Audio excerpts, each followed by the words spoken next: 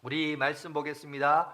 잠언 27장 우리 17절부터 19절까지 말씀을 보도록 하겠습니다. 구약성경 942쪽이 되겠습니다. 942쪽 27장 17절부터 19절입니다.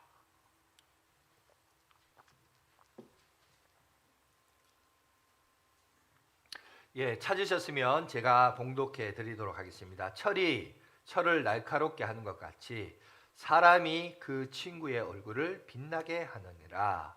무화과 나무를 지키는 자는 그 과실을 먹고 자기 주인에게 시중 드는 자는 영화를 얻느니라. 물에 비치면 얼굴이 서로 같은 것 같이 사람의 마음도 서로 빛이 있느니라. 아멘. 자, 멘토링 그 아름다운 동행이라는 말씀으로 함께 은혜를 갖도록 하겠습니다. 여러분, 이 시대의 지성인이라 라고 말하는 이여령 전 문화부 장관이 있습니다. 이분은 서울대학교 물리학과 출신으로서 교수와 또 문화부 장관을 역임을 받으셨습니다. 그런데 이분이 최근에 글을 하나 썼습니다. 어떤 글을 썼느냐? PPT를 잠깐 한번 보여주시면 이렇게 말해요. 제가 한번 읽어드릴게요. 남들은 나를 보고 성공했다고 말하겠죠. 세속적인 의미에서 문필가로, 교수로, 장관으로 활동했으니 성공했다고 할 수 있을 것입니다. 그러나 나는 실패하는 삶을 살았습니다. 겸손이 아닙니다. 나는 실패했습니다. 그것을 항상 절실하게 느끼고 있습니다. 인생에서 가장 후회하는 한 가지가 있다면 그것은 나와 함께 동행한 사람이 없었다는 것. 그래서 난 인생의 실패자입니다 라고 말하고 있습니다. 계속해서 보시면 내게는 친구가 없어요. 그래서 내 삶은 실패했습니다. 더러는 동행자가 있다고 생각했지만 나중에 보니 모두 경쟁자였습니다. 가족이 있지 않느냐 반문하겠지만 가족은 기본적으로 주어진 것입니다. 자신이 선택하고 만들어진 인간관계를 실패했고 어쩌면 자신은 가족관계도 실패했는지 모르겠다라고 그런 얘기를 하고 있습니다. 여러분은 어떻게 생각합니까? 여러분이 볼 때 내 인생의 성공은 뭐고 내 인생의 실패의 기준은 무엇입니까? 오늘 이여령 전 문화부 장관은 내 인생에 동행자가 없었다. 친구가 없었다. 요새 친한 친구를 깐부라고 그러죠. 내 인생에 깐부가 없었다. 깐부가 없어서 나는 성공한 인생이 아니라 세속적으로는 뭔가 잘 나갔다고 생각하지만 자기가 자기 인생의 이 노년에 자기 삶을 이렇게 돌아보니까 나는 참 외로운 사람이요 실패한 인생을 살았다라고 그 내용을 하고 있어요. 여러분, 그렇다면 우리도 한번 좀 생각해 봅시다. 내 인생은 어떠한가? 내 인생에 믿음의 동행자가 있고 내 인생에 친구가 있는가? 믿음의 동력자가 있는가? 여러분, 그걸 한번 쭉 생각해 보세요. 아무리 이 세상이 아름다운 개인주의를 미화시키고 아름답다라고 표현할지 몰라도 아니에요.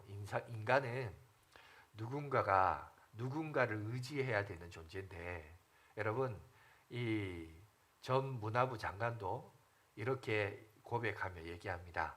지난주 우리 이제 수요 예배를 출애굽기를 강의를 하고 있습니다. 20장까지는 우리가 알듯이 십계명 내용과 그 뒤에 이제 하나님을 어떻게 섬길 것이냐라는 제사에 관련된 내용을 잠깐 언급을 하고 있습니다. 그러다가 21장에 넘어와서 인간관계에 대한 법률을 제정을 해요. 여러분, 인간관계에 대한 법률을 제정하는데 맨 먼저 등장하는 게 뭔지 아세요? 의외예요. 전혀 의외예요. 뭐냐? 노예제도예요. 당연히 이제 그렇게 생각하면 우리도 의심하겠죠. 그럼 하나님은 노예제도를 인정하느냐? 아니요. 하나님은 인간 위에 인간이 없고 인간 아래에 인간이 없습니다. 하나님 그걸 허용하잖아요. 그런데 왜 노예제도를 언급하냐? 왜냐하면 그 모세의 법이 기록할 그 당시에 보편적으로 다 전쟁을 치르고 전쟁에 승리한 여러분 물품뿐만 아니라 사람도 다 그 집안의 노예로 이게 그 당시에 뭐 보편된 진리처럼 살았던 문화였습니다. 그런 문화였기 때문에 그런 문화에서 하나님이 차츰차츰 개혁을 일으키면서 한 걸음 한 걸음 나갔던 방식이 뭐냐면 노예제도였습니다. 그래서 노예제도가 제일 먼저 나와요. 왜 노예제도가 제일 먼저 나오냐 하면 오늘날 이 21세기도 보세요. 사람이 없지만 흔히 이제 이런 말 하죠. 군사부 일체다라는 말이 있죠. 임금과 스승과 부모는 하나다. 다시 말해서 내 머리 위에 있는 사람은 임금, 스승, 그 다음에 부모 이외에는 없다는 거죠. 사실 요즘 21세기는 임금도 없어, 왕도 없어요. 자기가 왕이죠. 그래서 임금이 없는 시대에 스승과 스승도 스승 나름이지만 스승과 부모 외에는 내 머리 위에 두른 사람이 없습니다. 이런 이제 인간의 평등이 일반화된 시대입니다.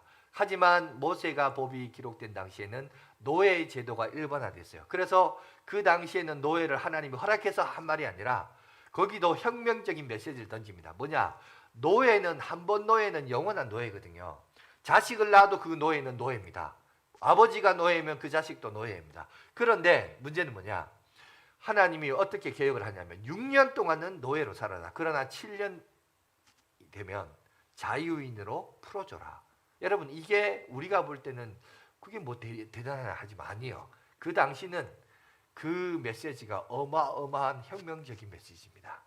영원한 노예는 없다는 거죠. 하나님이 그러면서 차츰차츰 개혁해서 21세기를 살아가는 이 인류에는 노예 제도를 허락하지 않는 그런 보편화된 문화를 우리가 살아가고 있습니다. 그러나 그럼에도 불구하고 우리가 살고 있는 이 시대는 모든 인간은 평등하다라고 말하지만 여전히 남자들도요, 직장 생활 가면 누가 위고 누가 아래냐, 사람과 사람과의 관계도 보면 누가 위고 누가 아래냐, 여러분 이런 기싸움은 있어요. 늑대 기질은 있어요. 서열을 따지고 누가 위냐 아래냐. 제가 어제도 우리 지도공원을 거쳐서 바깥으로 나가잖아요. 그 바깥을 나가는 외길에 제가 길을 올라가는데 아니 차가 갑자기 끼어들어서 내려오더라고요. 그래가지고 서로 이제 기싸움하는 거야. 누가 양보할 것이냐. 그런 작은 것부터 시작해서 심지어 서로가 사랑해서 그죠? 사랑해서 결혼도 하고 같이 사는데 같이 사는 부부도 여러분 신혼의 끝자락이 뭐예요? 신혼의 끝이 뭡니까? 서로 나중에 가서는 내가 내 남편 머리 위를 잡을 것이냐, 내 아내 머리 위를 잡을 것이냐, 서로의 기싸움. 이 남자는 신기하게, 남자뿐만 아니라 여자도 인간은 신기한 게 어떤 관계를 함에 있어서 누가 머리 위에 있느냐 이런 기싸움이 있어요. 이런 기본적인 기싸움, 어떤 뭐라 그럴까요? 좋게 말하자면 기싸움, 나쁘게 말하자면 노예제도. 그러니까 하나님도 아는 거예요, 우리 인간을. 이게 보니까 인간과 인간관계에 있어서 자꾸 이게 주종관계, 위아래를 자꾸 따지려고 그래요. 그걸 하나님이 아시기 때문에 21장에 이제 제일 먼저 그 내용이 언급되어 있는 것을 보게 됩니다. 그런데 여러분 보세요. 이거는 사회적인 관계에서 이런 관계는 여러분 친구 관계가 아닙니다. 그죠? 이거는 동행자가 아니에요. 이거는 깐부가 아닙니다. 그래서 오늘 우리가 친구라고 하는 것을 그저 허물없이 찾아가서 그죠? 있는 모습 그대로를 내비쳐도 뭐 괜찮은 그런 관계. 남에 대해서 뭐 험담을 해도 말이 나지 않을까. 그죠? 걱정하지 않는 그런 관계. 그런 관계가 여러분 좋은 관계이지 않습니까? 저도 고등학교 시절 때 제가 좋아했던 글귀가 하나 있어요.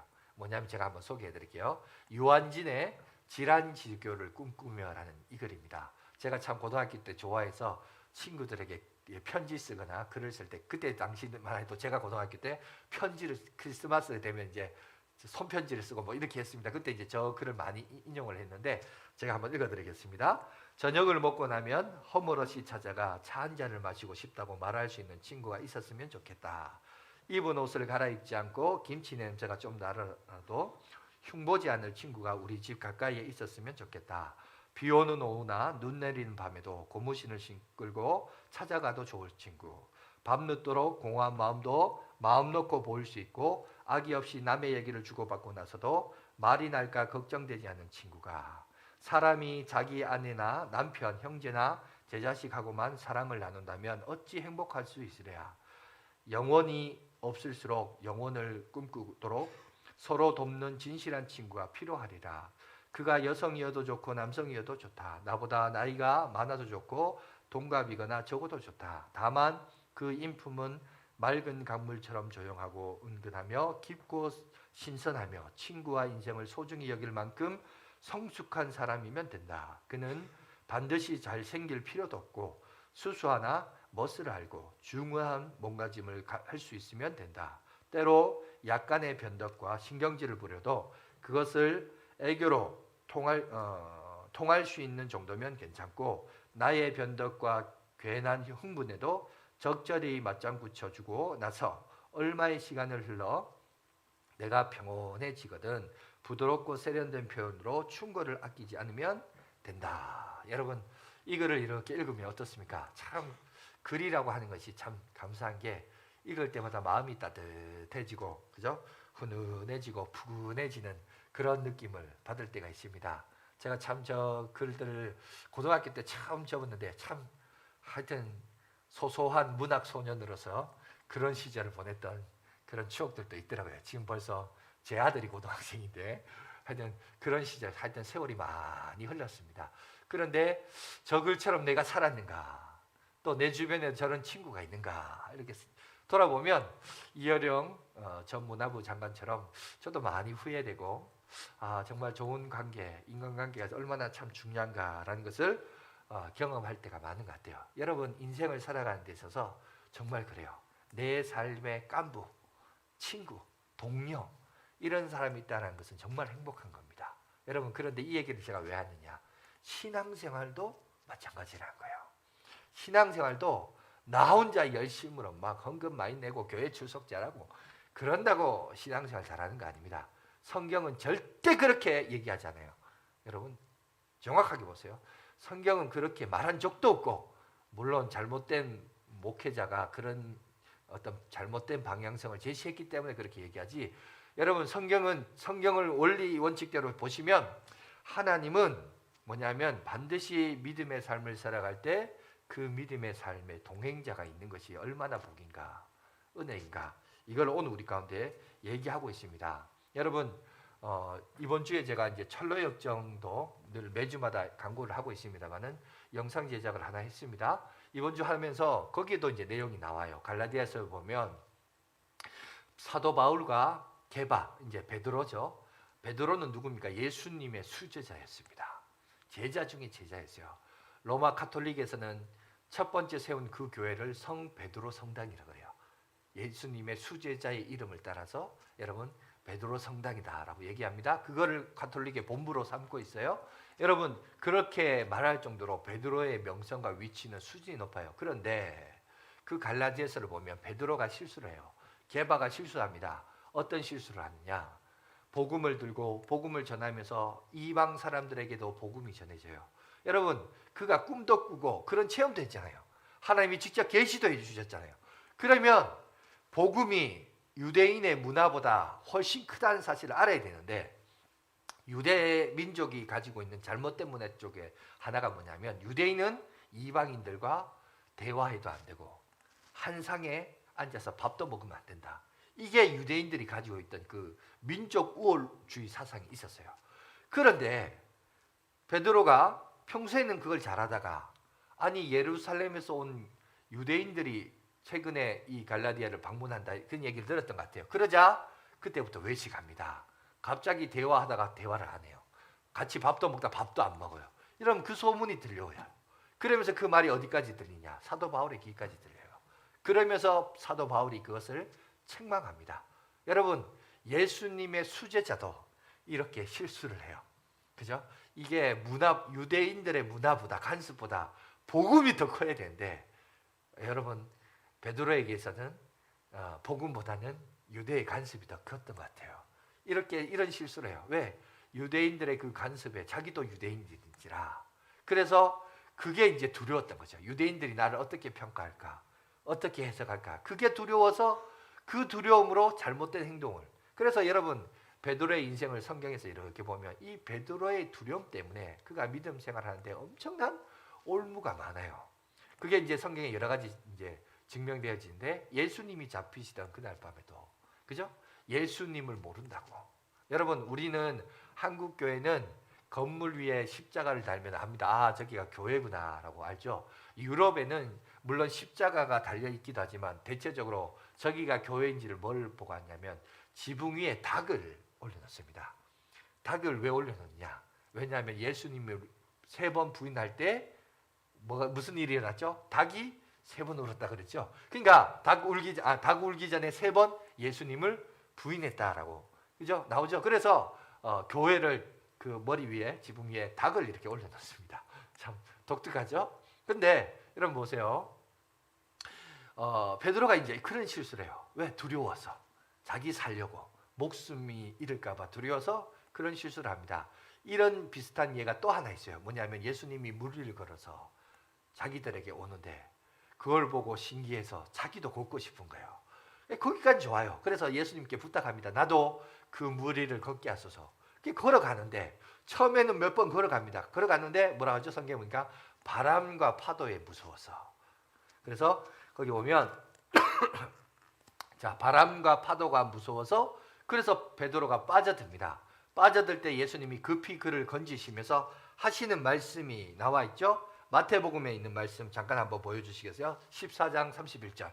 우리 다 같이 한번 읽도록 하겠습니다. 시작. 예수께서 즉시 손을 내밀어 그를 붙잡으시며 이르시되 믿음이 작은 자여 왜 의심하였느냐 하시고, 오늘 보니까 예수님이 베드로를 향하여 말합니다.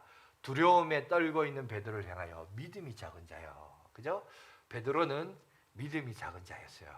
이렇게 그 두려움이 이게 올무가 되어서 항상 믿음이 작은 자라는 평가를 받습니다. 그러나 그도 나중에는 여러분 교회의 지도자로서 세움을 입게 됩니다.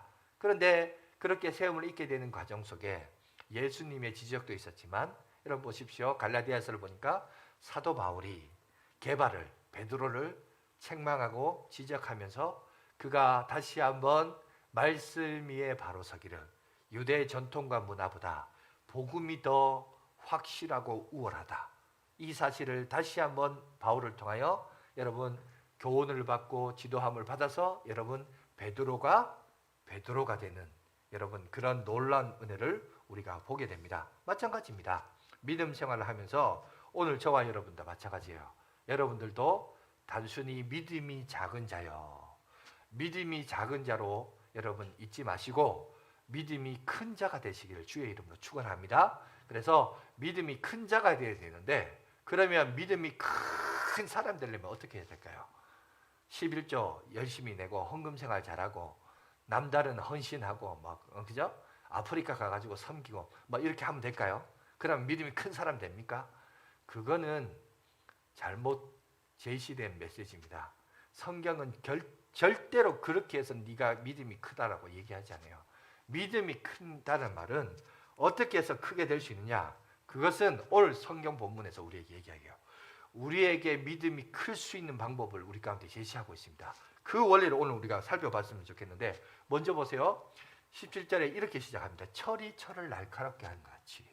이렇게 얘기해요. 아니요, 저를 보여주세요. 제가 보여달라 할 때 보여주세요. 철이 철을 날카롭게 한다. 이게 뭐죠?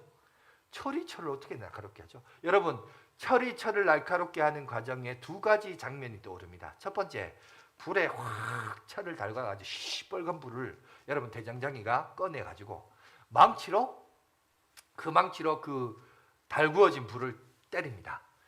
마치 그게 이제 철이 철을 날카롭게 하는구나. 뿐만 아니라 이 대장장이가 칼을 만들어요. 칼을 만들면 이 칼을 장수가 그 칼을 가져가죠. 여러분 어떻게 합니까? 훈련을 하죠. 훈련하고 연마하면서 보통 그러잖아요. 이 어떤 도구를 다루는 사람들은 그 도구가 새 제품이라고 좋은 게 아니에요. 어떤 게 좋은 거냐면 내 몸에 맞추어야 좋은 거죠. 그래서 흔히 말하기를 질을 든다 그러죠. 질 들이도록 하죠. 그래서 장수가 칼을 들고 이리저리 흔들기도 하고 전장에 나가서 1대1로 칼과 칼이 부딪히면서 쨍그랑거리면서 그죠? 쨍그랑 하면서 철을 막 하는 거예요. 그러면서 칼날이 점점점 날카롭고 예리하면서 그 사람이 사용하기에 유익한 도구가 되는 겁니다. 사람들은 새 제품을 좋아하지만 아주 노련한 연장가일수록 새 제품이 좋은 게 아니라 내 몸에 맞는 게 좋은 거죠. 그러니까 철이 철을 날카롭게 한다는 말은 이 두 가지가 있어요. 자, 대장장이를 해서 이 철이 단련되어지고, 두 번째, 이것을 갈고 사용함으로 통해서 점점 예리해진다는 거예요. 예리하고 날카롭게 된다는 겁니다. 자, 예리하고 날카롭게 되어질 때 그 말은 뭐예요? 예리하고 날카로워지고 단단해진다는 것은 우리의 신앙이 성장되어진다, 이 얘기를 하는 거죠. 그래서 결국 무슨 얘기냐 하면, 자, 언제 PPT를 보여주세요. 자, 저기서 이제 철은 우리에게 무엇을 비유로 설명하냐? 바로 사람을 얘기합니다. 철을 사람을 비유하기도 하고 지혜를 철로 비유를 합니다. 자, 지혜가 사람이, 여러분, 철이 철을 날카롭게 한다면 성장한다, 자란다는 거 아니에요? 사람이 성장하고 자란다, 지혜가 성장하고 자란다. 그러려면 어떻게 되느냐? 원문을 보면, 원문을 번역한 게 이제 세번역 성경이거든요. 원문에는 저렇게 적혀 있습니다. 우리 17절 세번역 성경을 우리 한번 다 같이 한번 읽어보도록 하겠습니다. 시작. 쇠붙이로 쳐야 날이 날카롭게 서듯이 사람도 친구와 부대껴야 지혜가 예리해진다. 이해가 되십니까? 아, 저기 철이 철을 날카롭게 하는 것 같이 사람이 그의 친구의 얼굴을 빛나게 하느니라 의역을 해서 개역개정을 말하고 있지만, 원문에 보니까 결국 뭐냐면 쇠붙이가 쇠붙이를 치면서 그게 날카롭게 되는 게 결국 뭐냐면 사람도 그리고 지혜도 어떻게 예리해지고 발전되지냐, 그거는 서로 사람과 사람이 부딪히고 사람과 사람이 만나고 그 만남 속에 다툼도 있고 갈등도 있고 칭찬도 있고 격려도 있고 위로도 있고, 하여튼 어떻게 하든지 자꾸 사람은 어떻게 된다? 만나야 된다는 거예요. 만나고 부딪히고 비비고 하여튼 그렇게 해야 어떻게 된다? 사람은 성장한다는 거예요. 이해가 되죠? 그러니까 우리 신앙도 마찬가지인 거예요. 내가 뭐 어떤 특별한 종교적인 체험하고 신기한 거 경험하고 그래서 신앙이 자라는 거 아니에요. 그런 거 어디 성경에 그렇게 얘기한 적 없어요. 여러분, 결국 사람이 신앙이 성장하는 과정은 인간관계를 통해서. 그래서 하나님도 보세요. 아까 노예제도 얘기했잖아요. 원칙적으로 얘기하자면 우리 이 시대의 관점에서 보자면 하나님 그렇게 하면 안 되죠. 처음부터 노예제도를 없앴어야죠. 아니에요. 그 당시는 노예제도가 일반화된 사회에서 갑자기 노예제도를 없애야 한다 이러면 이건 말이 안 돼. 이해가 안 되는 거예요. 그 사회에서는. 그죠? 그러니까 그 사회 수준에 맞춰서 출발이 되죠. 출발이 되지만 그러나 6년간은 허락한다. 하지만 7년째는 풀어줘라. 자유인이 되게 하라. 그것만 보더라도 그 시대 사회에서는 그건 혁명적인 메시지예요. 물론 21세기 인류가 발전하면서 인류에 이제 더 이상 노예제도가 없지만, 여러분, 이렇게 인간이 진보하고 발전하고 지혜와 지식과 사람의 교제가 발전하는 거예요. 그게 결국은 그러니까 우리가 이제 여기서 이제 지식을 얻어야 돼요. 무슨 지식을 얻느냐? 결국 우리가 성장한다, 자란다라는 것은 이게 이제 결국은 신앙이 성장하고 자라는 것은 내가 다른 사람하고 교제하지 않고 멀리 떨어져서 나 혼자 그냥 혼자 열심히 하면 되지. 아니요. 혼자 열심히 하는 건 한계가 있어요. 같이 잘해야 돼. 같이 함께 해서 그 일을 키워가야 여러분 되는 겁니다. 여러분, 구원은 내가 예수 그리스도를 믿음으로 말미암아 구원을 얻습니다. 이제 저를 비춰주세요. 그래서 우리가 구원을 얻어요. 그러니까 그 공로로, 예수 그리스도의 공로로 사실 거저 얻습니다. 거저 얻지만 그러나 우리의 신앙의 성숙과 진보를 위해서는, 그리고 그것에 대한 합당한 열매와 결과물을 얻기 위해서는 여기에는 우리의 수고와 우리의 노력과 우리의 헌신과 우리의 열심이 따라오게 되어 있습니다. 그게 어디에 있습니까? 18절이죠. 그죠? 18절 보세요. 18절에 뭐라고 얘기합니까? 18절에 보니까 무화과 나무에서 열매를 얻기 위해서 뭘 해야 돼요? 지켜야 돼요. 지키는 수고가 있어야 돼요. 바람이 불면 그 바람에 의해서 쓰러지지 않도록 다시 붙들어줘야 되고, 그죠? 원수가 와서 그 나무를 치면 치지 못하도록 지켜야 되고, 여러분, 너무 비가 안 오면 어떻게 돼요? 그 나무를 지키기 위하여 물을 떠서 갖다 부어줘야 되고, 여러분, 하여튼 그 나무를 지키는 여러 가지 수고가 있다는 거죠. 그 열매를 얻기 위한 수고를 가져야 됩니다. 뿐만 아니라 종도 마찬가지입니다. 그 자기 주인을 섬기는 수고가 있어야 됩니다. 그러니까 이 세상은 어쩔 수 없어요. 이 세상은 예수 그리스도로 말미암아 구원은 거저 얻었지만 구원받은 백성이 이 세상 속에서 풍족하고 풍요롭고 질 좋은 삶을 살려면 내가 거기에는 수고하고 노력하고 애써야 되는 수고가 성경은 반드시 있습니다. 그리고 그것에 의한 열매들을 거둬들이게 될 것이다 라고 얘기합니다. 신앙생활도 마찬가지예요.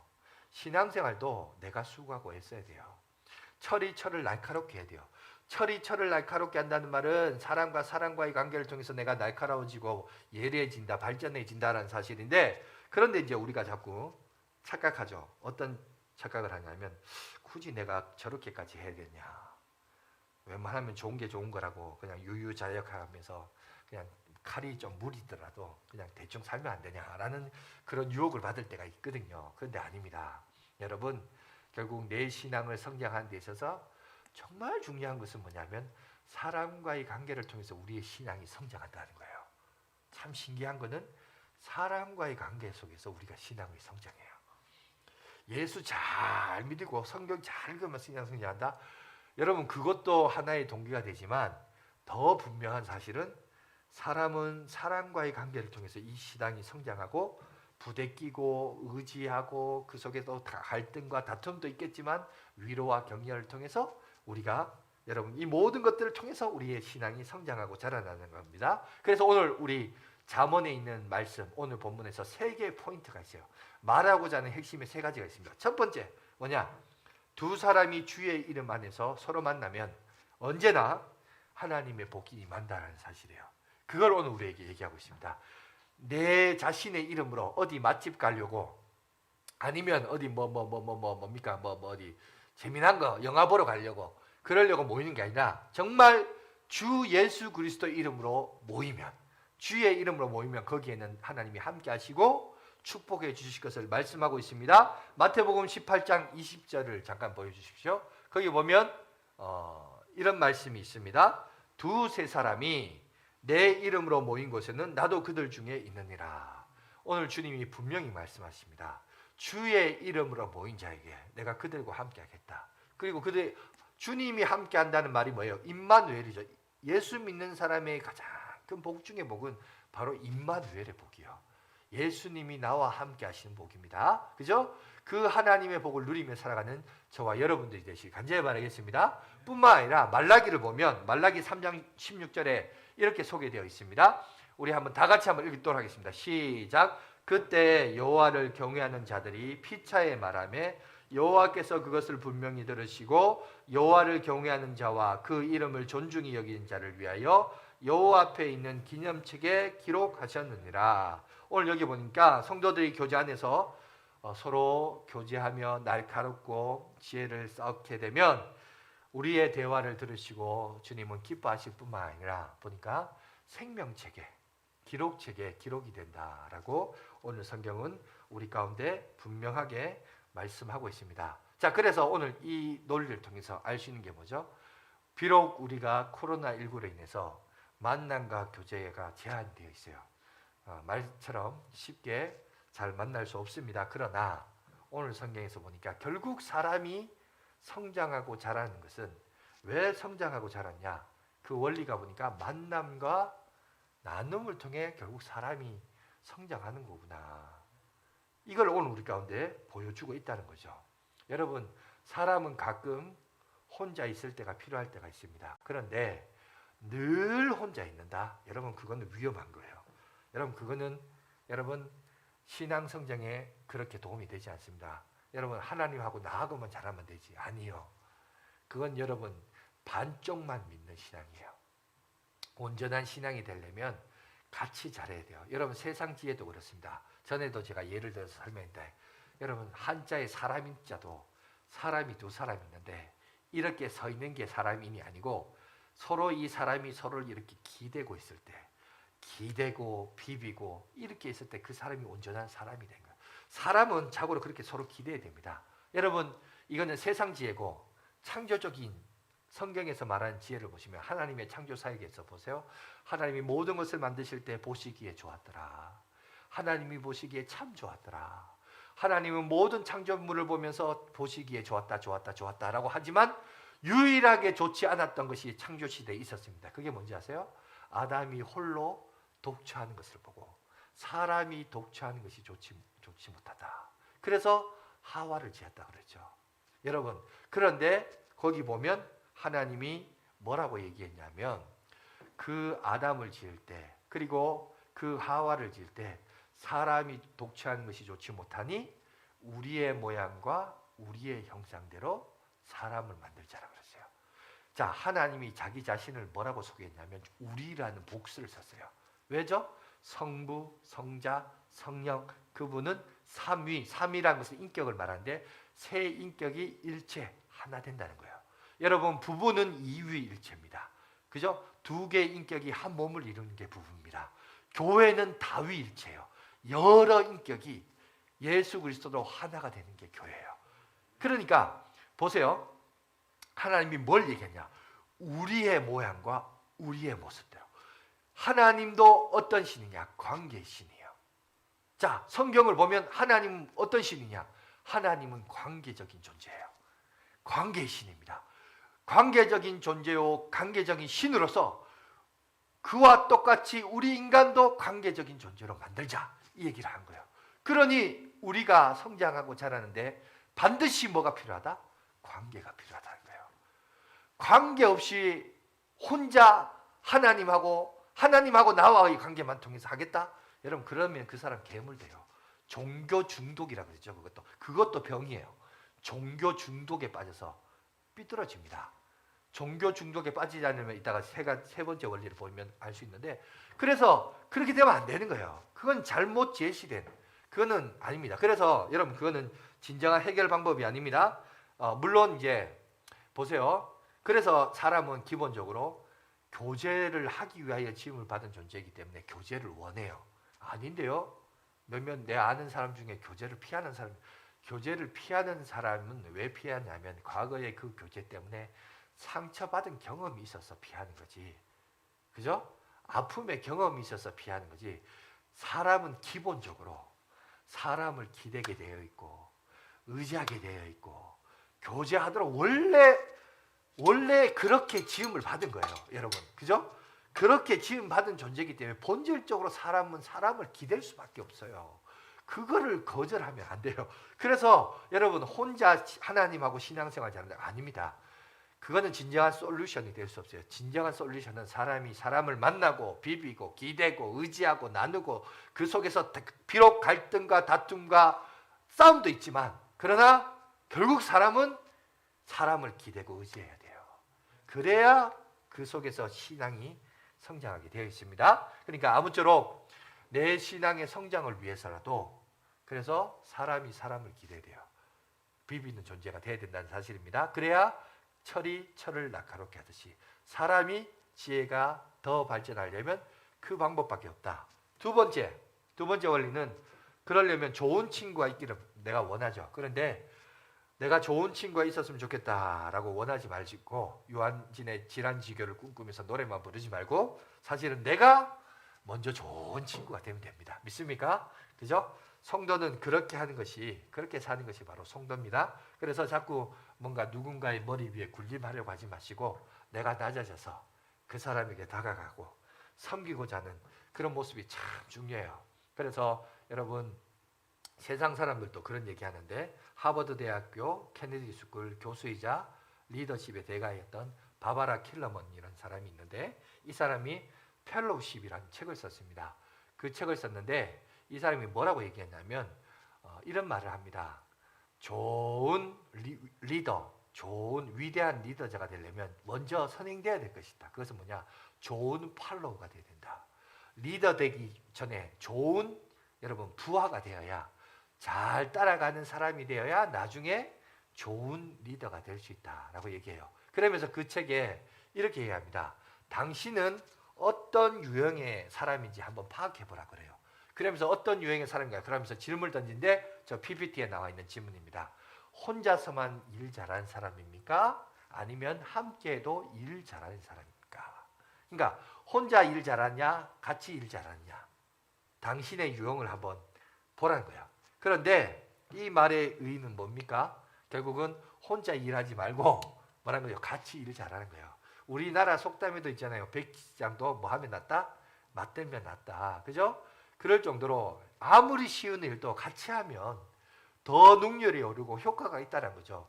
여러분 하나님의 일, 신앙생활, 믿음의 성장을 하는 데 있어서도 내 혼자 잘한다고 되는 거 아니에요. 같이 잘해야 돼요. 같이 잘해야 그래야 여러분 하나님의 일을 더 효과적으로 잘 감당할 수 있습니다. 그죠? 그래서 아까 우리 창세기 1장 26절을 보면 제가 아까 언급을 했습니다만 우리의 형상을 따라 우리의 모양대로 우리가 사람을 만들고 얘기했어요. 하나님이 보니까 하나님도 관계적인 존재예요. 관계적인 존재이기 때문에 우리도 하나님의 형상을 따라 모양대로 관계적인 존재로 지음을 받았기 때문에 그 관계에서 성장합니다. 그래서 신앙생활 좋다, 신앙생활 잘한다는 것은 여러분 자꾸 샤머니즘적으로 기독교를 해석하면 안 돼요. 그게 동기부여는 될 수 있어요. 어떤 종교적인 체험, 신비한 은사, 그게 도움이 될 수 있어요. 그런데 그거는 신앙생활의 한계가 있어요. 그건 뭐냐면 마치 영적인 갓난아이의 양육법이에요. 갓난아이가 태어나면 부모는 누구 수준에 맞춰서 얘기를 해야 됩니까? 양육을 해야 됩니까? 갓난아이 수준이죠. 갓난아이한테 주장해요. 말해요. 너 내 자식이니까 내 수준에 맞춰. 이렇게 말하면 갓난아이가 따라올 수 있어요? 없어요?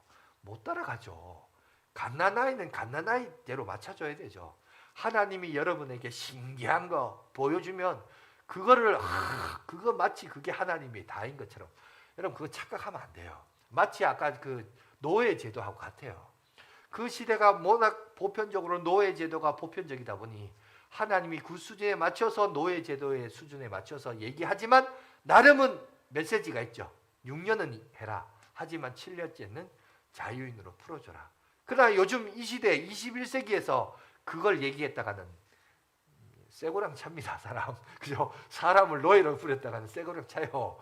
요즘 사회는 그게 아니라 인류가 그만큼 여러분 인류에 대한 어떤 지식과 이해도가 높아져서 요즘은 이제 이것이 법률이 허용이 안 되지만 모세가 살고 있던 그 시대는 노예가 일반화되었고 노예는요 인간이 아니고 인격적인 게 아니에요. 소유물이었고 제품이었어요. 주인이 쓰다 버리면 버릴 수 있고 기분 나쁘면 죽여도 그게 살인죄에 허용이 안 됩니다. 무슨 말인지 아시겠죠? 그런 시대에서는 모세의 법이 혁명이었지만 지금은 이제 그 수준에 맞춰서 하나님이 가시는 거죠. 여러분 마찬가지입니다. 하나님도 우리에게 그런 신기한 거 여러분 그거는 여러분들이 수준이 낮기 때문에 그런 거예요. 그걸로 무슨 자랑하고 뭐 자기 뭐 신앙 좋다라고 여러분 웃기지 마십시오. 여러분 그거 신앙 좋은 거 아니에요. 뭐 꿈꿨다 그거 좋은 거 아닙니다. 그게 수준이 낮으니까 하나님 그 수준에 맞춘 거지. 그럼 결국 우리가 신앙이 어떻게 성장하냐? 우리의 모양과 우리의 모습대로. 인간은 관계적 존재고 왜 관계적 존재냐? 하나님이 관계적 존재이기 때문에. 그러니까 사람은 어떻게 성장하느냐? 사람과 사람이 만나고 그 만남 속에서 각자 자기의 세계관이 있고 인생관이 있고 철학이 있고 갈등이 있겠죠? 달라요. 그런데 대화를 하고 말씀을 나누고 은혜를 나눠서 그것이 허물어지는 거예요. 그러면서 하나가 되는데 어떻게 하나가 되느냐? 주의 말씀의 터 위에서 하나가 되는 거예요. 그러면서 우리의 인격이 그리스도를 닮아가는 거예요. 근데 그 닮아가는 과정 속에서 어떻게 닮아가느냐? 책만 읽은다고 닮아가느냐? 기도만 열심히 한다고 닮아가느냐? 아니요. 관계를 잘해야 닮아간다는 거예요. 관계를 잘해야. 성경은 지금 그 얘기를 하고 있는 거예요. 이해되시죠? 그래서 멘토링이 필요한 겁니다.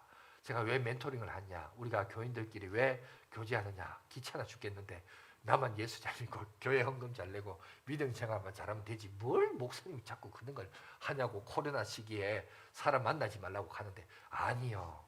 아니에요. 여러분 그거 착각이에요. 그거 잘못 배웠어요. 지금부터 여러분 잘못 배웠습니다. 똑바로 배우세요. 여러분 사람은 좋은 관계가 사람을 변화시킨 거예요. 좋은 관계가. 그러니까 좋은 관계를 유지하십시오. 그 관계 속에서 내가 성장하고 자라게 되어 있습니다. 근데 그 관계를 무시한 채 기도만 열심히 한다? 성경책만 말 읽는다? 헌금 많이 한다? 교회 와서 뭐 열심히 금식하고 한다? 아니요. 그거 여러분 잘못 배운 거예요. 우리의 모양과 우리의 형상대로 하나님의 처음 창조적인 목적과 의도를 보세요. 그죠? 그거를 여러분들이 잘 볼 수 있어야 됩니다. 자, 그래서 여러분 모임을 가지고 그 모임 속에서 하겠죠. 관계를 형성하겠죠. 여러분 앞에 있는 목사도 사람인지라 한 번씩 그런 생각이 들어요. 저 사람하고는 내가 좀 관계를 좀 끊어야겠다. 그런 유혹이 있어요.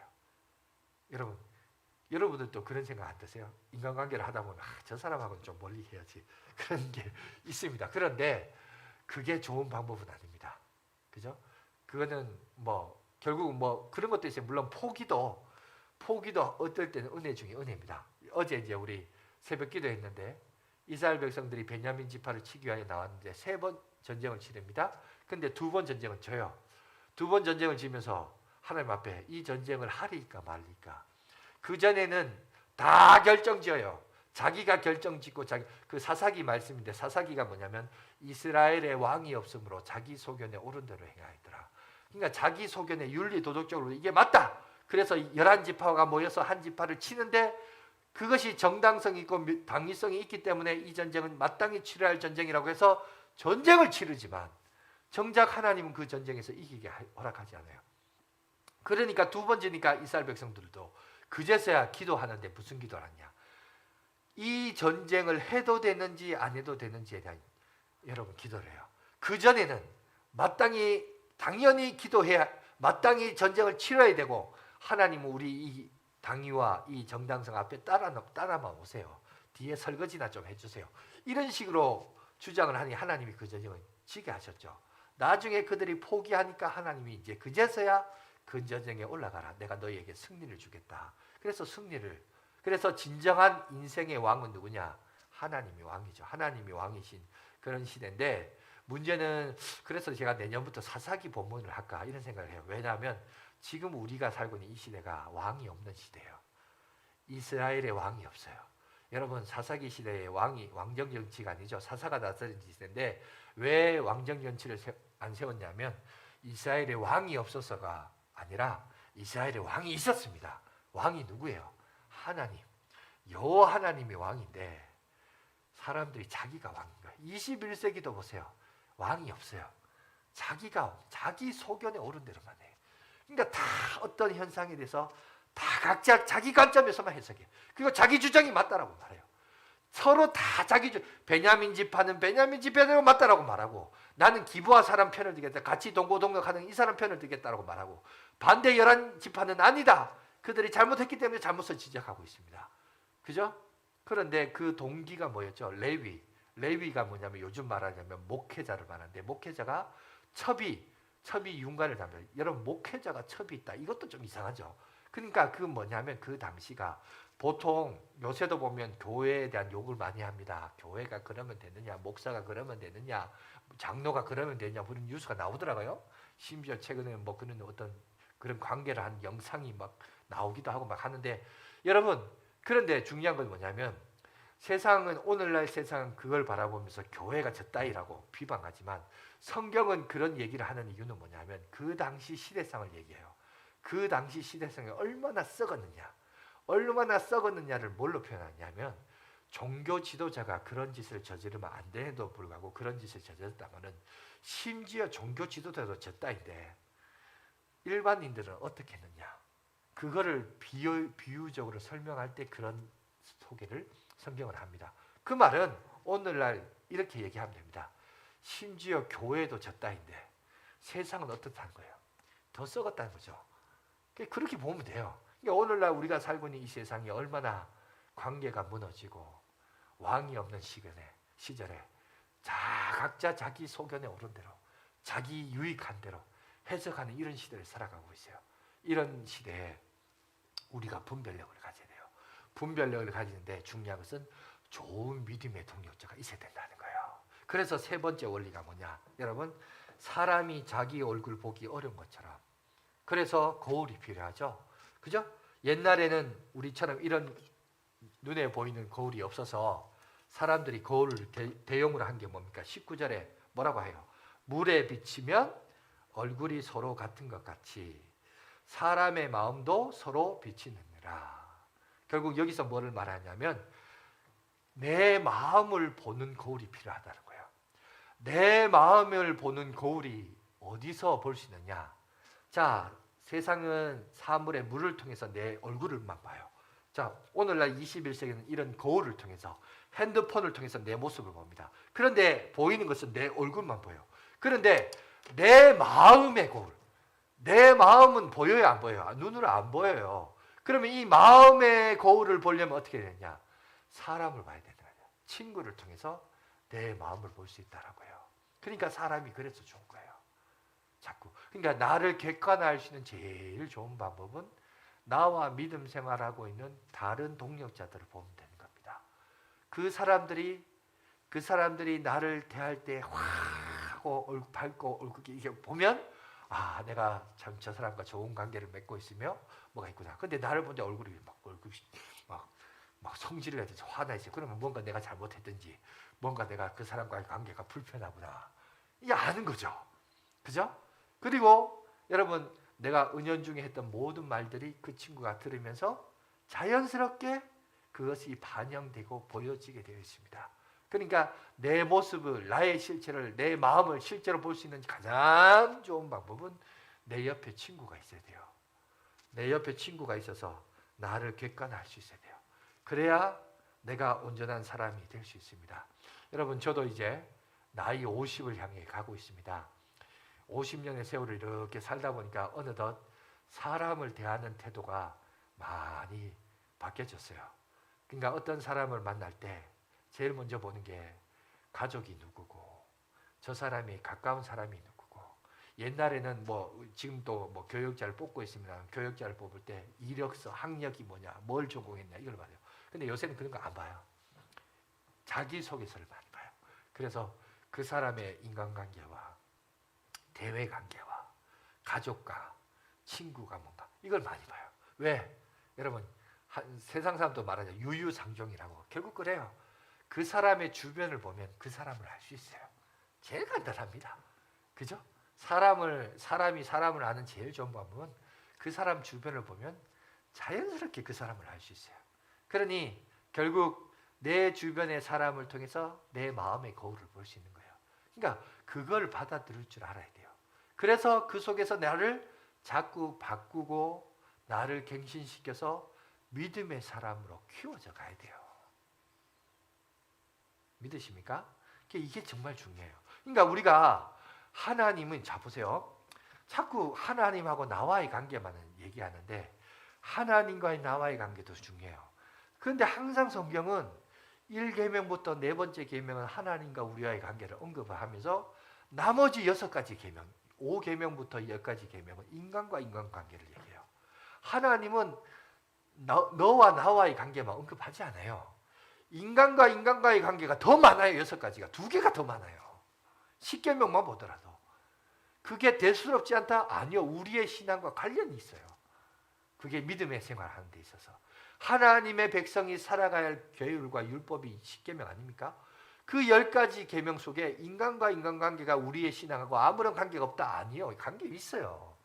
관계가 있습니다. 그러니까 우리가 인간과의 관계가 참 중요합니다. 여러분 이제 내년부터 이제 멘토링 사역을 할 겁니다. 왜 목사가 자꾸 코로나 시기에 사람 만나고 얼굴 보기도 힘든데 자꾸 만나지 마라 이러는데 왜 자꾸 우리를 애먹이려고 적하냐? 아니요. 애먹이는 게 아니고 결국은 여러분 주의 이름으로 모여서 말씀을 나누고 은혜를 나누고 하나님의 사랑을 나누면서 그 나눔을 통해 결국 내가 성장하는 거예요. 남도 성장하지만 나도 성장하는 거예요. 신앙 성장의 가장 좋은 방법은 철이 철을 날카롭게 한다. 사람이 사람을 날카롭게 하는 거예요. 지혜의 또 다른 지혜가 나를 날카롭게 하는 겁니다. 그걸 오늘 우리에게 얘기하고 있다는 겁니다.